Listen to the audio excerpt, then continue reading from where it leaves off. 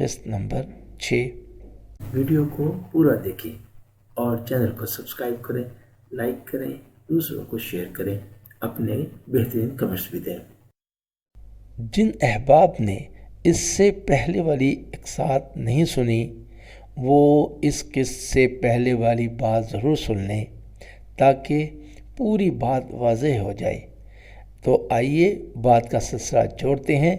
बात हो रही थी नंबर 14, बच्चों को अंबिया अला नबीना अलैहिस्सलाम के वाक़यात सुनाया करें, क्योंकि वाक़यात सुनकर बच्चों को तसल्ली होती है और अमल का भी शौक पैदा होता है।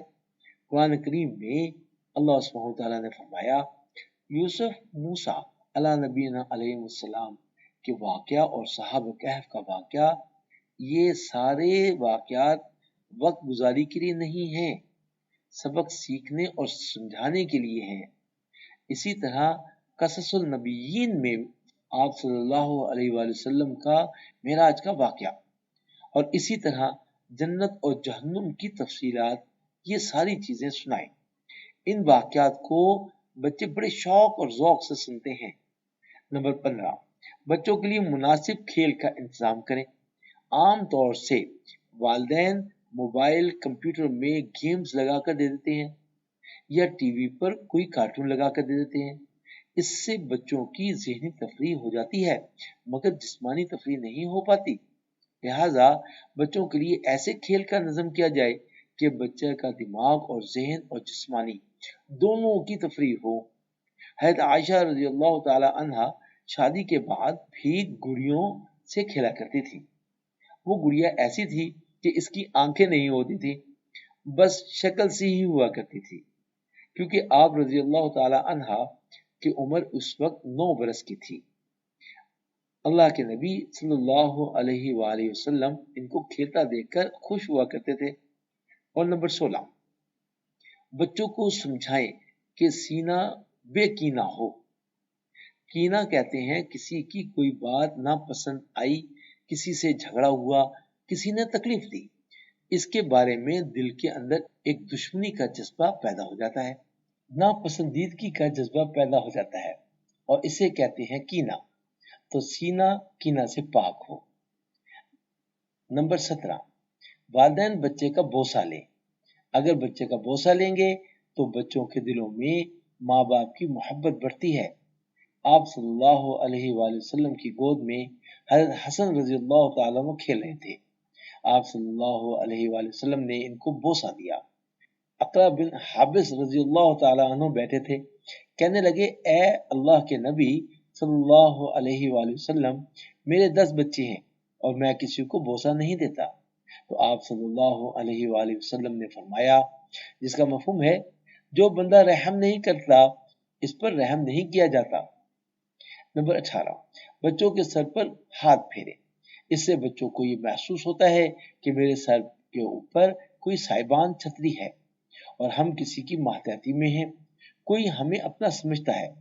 इसलिए माँ बाप को चाहिए कि कभी कभी बच्चों को अपने पास बुलाएं, बोसा लें, सीने से लगाएं, इनके सर पर शफकत और मोहब्बत का हाथ फेरें। नंबर 19, बच्चों का मुस्कुरा कर इस्तकबाल करें। जब बच्चा स्कूल से आए तो माँ अपने काम में जितनी भी मसरूफ हो, कम अज कम 1 आध मिनट फारिग करके इस बच्चे का इस्तकबाल जरूर करें। इसको अहलन व सहलन जरूर कहें, इसको प्यार से बुलाएं। मोहब्बत की नजर जब बच्चे पर पड़ती है तो इसको अपने सर पर एक छतरी महसूस होती है, एक साहिबान महसूस होता है कि मेरा कोई बड़ा है जो मेरा ख्याल करने वाला है, मैं इसी का हूँ। ये अपनाइयत का एहसास बच्चे की शख्सियत के अंदर हुस्न पैदा कर देता है और अगर ये मोहब्बत बच्चे को ना दी जाए तो इसके अंदर एहसास महरूमी पैदा हो जाता है। चुनांचे बहुत से घरों में बच्चे चुपचाप रहते हैं और उदास उदास नजर आते हैं, दूसरे को देखकर सहम जाते हैं, एक दूसरे से बातें नहीं करते। ये तमाम अलामात बताती हैं इस बच्चे की परवरिश ठीक नहीं हो रही है। इसलिए माँ बाप को चाहिए कि बच्चे को देखें, खुशी का इजहार करें।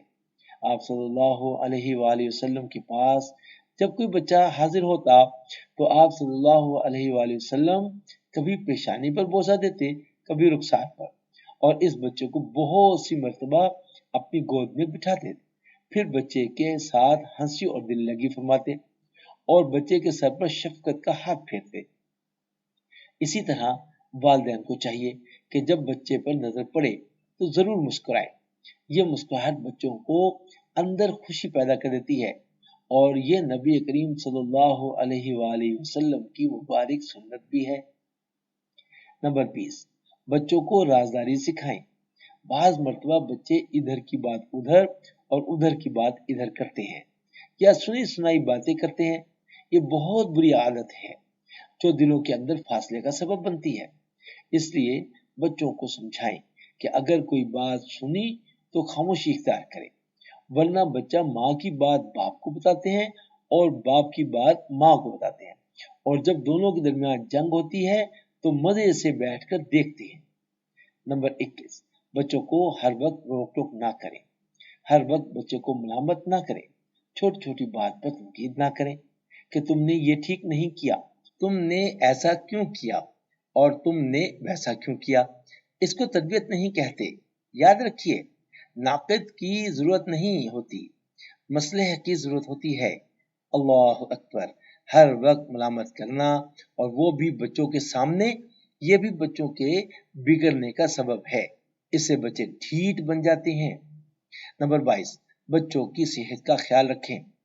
ماں باپ کو چاہیے کہ بچے کا خوب خیال رکھیں تاکہ بچے کی صحت اچھی رہے، کیونکہ جب صحت اچھی ہوتی ہے تو دماغ بھی صحت مند ہوتا ہے۔ اللہ تعالیٰ کو قوی مومن کمزور مومن کی بنسبت زیادہ پسند ہے۔ نمبر 23، بچوں کے اندر عربی زبان کی محبت پیدا کریں، اس لیے کہ قرآن عربی میں ہے، آپ صلی اللہ علیہ وآلہ وسلم کی زبان عربی تھی، اور جنت کی زبان عربی ہے۔ اس لیے بچہ عربی زبان سیکھے، اور جب وہ قرآن پڑھے گا تو عربی ابتدا ہوگی۔ اب وقت کے ساتھ ساتھ بچہ عربی بھی پڑھے گا اور دیگر زبان بھی۔ حضرت سید عبداللہ صالح رحمۃ اللہ علیہ کا مرتب کردہ دستور و تربیت۔ حضرت سید عبداللہ صالح نے تربیت الاولاد فی الاسلام کے نام سے ایک بہت ہی جامع کتاب لکھی۔ اللہ سبحانہ وتعالیٰ نے اس کتاب کو بڑی قبولیت دی۔ عرب و عجم میں یہ کتاب لوگوں کی توجہ کا مرکز بنی۔ عرب ملکوں میں یہ کتاب ہاتھوں ہاتھ لی گئی۔ حضرت مولانا حبیب اللہ مختار صاحب نے اس کتاب کا اردو میں ترجمہ کیا، اور یہ ترجمہ اسلام اور تربیت اولاد کے نام سے شائع ہوا۔ اسی طرح حضرت مولانا قمر الزمان صاحب نے اس کی تلخیص تربیت اولاد کا اسلامی نظام کے نام سے پیش کی۔ حضرت مولانا سید عبداللہ صالح رحمۃ اللہ علیہ کی یہ کتاب یقیناً بہت ہی جامع، مدلل اور مفید کتاب ہے۔ مصنف موصوف نے بہت ہی شرح و بسط سے کام لیا ہے۔ قرآن، حدیث اور آثار و اقوال کا شاندار ذخیرہ جمع فرمایا ہے۔ یہ کتاب حقیقت میں بہت ہی بصیرت افزوں ہے۔ نیز علامہ موصوف نے کتاب میں جا بجا تربیت کے سلسلہ میں ماں باپ اور مربیوں کی خدمت میں ہدایات بھی پیش کی ہیں، جن میں سے خاص 10 ہدایات آپ کی خدمت میں عرض کرتا ہوں۔ نمبر 1، اللہ تبارک تعالیٰ پر ایمان، اس کی عظیم قدرت اور عجیب انداز سے ایجاد و خلق کی جانب بچوں کی اس طرح رہنمائی کریں کہ وہ آسمانوں اور زمین کے پیدا کرنے میں غور و فکر کرنے لگ جائیں۔ نمبر 2، بچوں میں خشوع و خضوع، تقوی و خشیت الہی اور عبدیت کی روح پھونک دیں۔ نمبر 3، بچوں میں یہ کیفیت پیدا کریں کہ اللہ سبحانہ وتعالیٰ ان کے تمام حرکات اور حالات میں انہیں دیکھ رہا ہے۔ اور نمبر 4 میں حضرت شیخ فرماتے ہیں، مربی، ماں باپ وغیرہ پر یہ بھی لازم ہے کہ بچے میں محاسبہ کی عادت ڈالیں، اور اس کو ایسا عادی و خوگر بنا دیں کہ وہ اپنا محاسبہ ان برے خیالات اور بے سر و ساپا افکار میں بھی کرے جو اس کے دل میں کبھی کبھار آتے ہوں۔ نمبر 5، مربی کو چاہیے کہ بچے کو سورہ بقرہ کی آخری آیات یاد کرا دے، اور ساتھ ہی ان آیات میں جو ارشادات اور دعائیں ہیں ان کو واضح طور پر بیان کر دے۔ اور نمبر 6 پہ حضرت شیخ فرماتے ہیں، بچے کو خیر خواہانہ نصیحت کرتے رہنا چاہیے اور ان کو تعلیم کے حصول کا شوق دلانا چاہیے، اور یوں کہنا چاہیے کہ دیکھو انسان کا مرتبہ علم سے بڑھتا ہے، اور علم لوگوں کو عظیم اور بڑے لوگوں کی صف میں کھڑا کر دیتا ہے، اور علم سے انسان لوگوں کی نظروں میں محترم اور معاشرے میں باعزت بنتا ہے۔ نیز مربیوں پر یہ فریضہ بھی عائد ہوتا ہے کہ وہ بچوں کے لیے مختلف قسم کی تعلیم اور ثقافتی وسائل مہیا کرے تاکہ بچہ پختہ عقل کا مالک ہو اور دنیاوی زندگی میں علم و فکر کے لحاظ سے کامل و مکمل شخصیت کا مالک بن جائے۔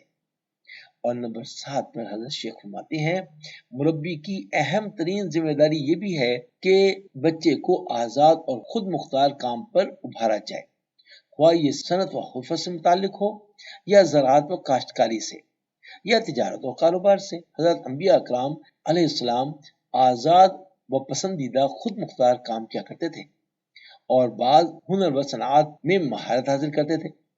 آج کل کے دور میں اسی طرح کے کام کو فری لانسنگ کہتے ہیں۔ بچوں کی تربیت کے اعتبار سے اقساط کا سلسلہ جاری رہے گا اور آپ احباب سے پوری امید ہے آپ سب بھی تربیت کے اس کورس سے جڑے رہیں گے، تمام اقساط کو سنیں گے اور دوسرے احباب کو بھی شیئر کریں گے تاکہ سب کو فائدہ ہو۔ انشاءاللہ اگلی قسط میں ملاقات ہوگی۔ اس وقت تک کے لیے اجازت دیں۔ السلام علیکم ورحمۃ اللہ۔